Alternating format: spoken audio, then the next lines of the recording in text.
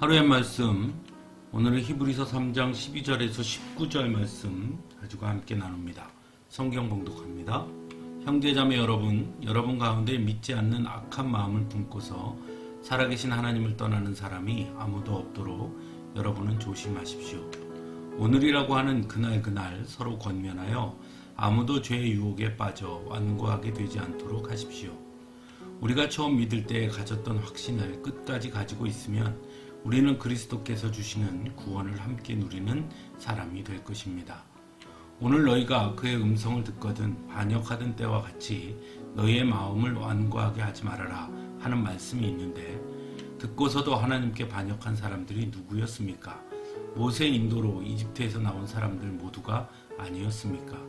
하나님께서 40년 동안 누구에게 진노하셨습니까?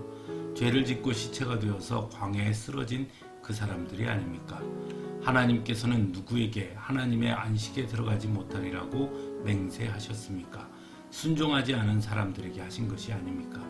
결국 그들이 들어갈 수 없었던 것은 믿지 않았기 때문임을 우리는 압니다. 아멘. 성도들이 오해하는 것 중에 하나가, 성도는 오늘의 삶이 아닌 하나님 나라를 바라보며 사는 사람들이라는 말입니다.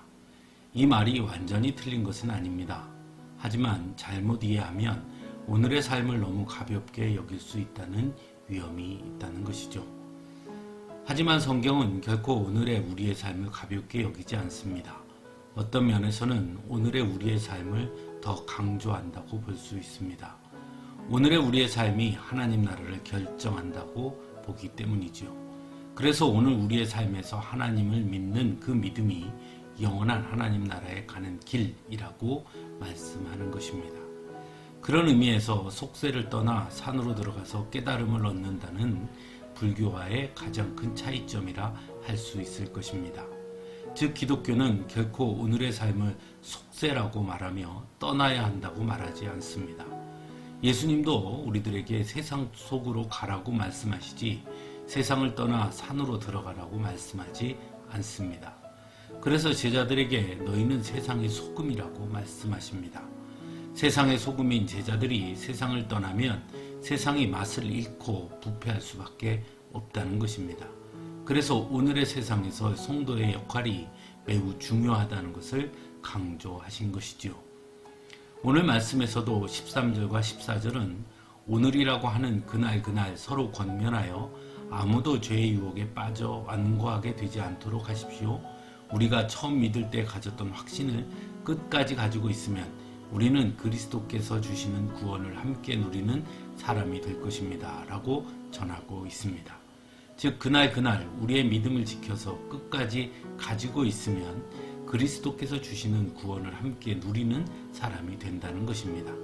다시 말해서 그날 오늘의 믿음의 순수성과 거룩성을 지켜야 한다는 것입니다. 그 오늘이 계속되어져야 한다는 것입니다. 그러면서 가나안 땅에 들어가지 못한 출애굽한 이스라엘 백성들을 예로 들고 있습니다. 출애굽할 때 그들은 모두 하나님을 믿었습니다. 또한 광야에서 생활하면서 하나님의 은혜와 기적을 경험했고 그때마다 그들은 하나님을 찬양했습니다. 하지만 그것이 지속되지 못했습니다.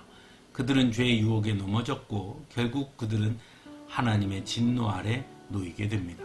그리고 결국 가나안 땅에 들어가지 못했다는 것입니다.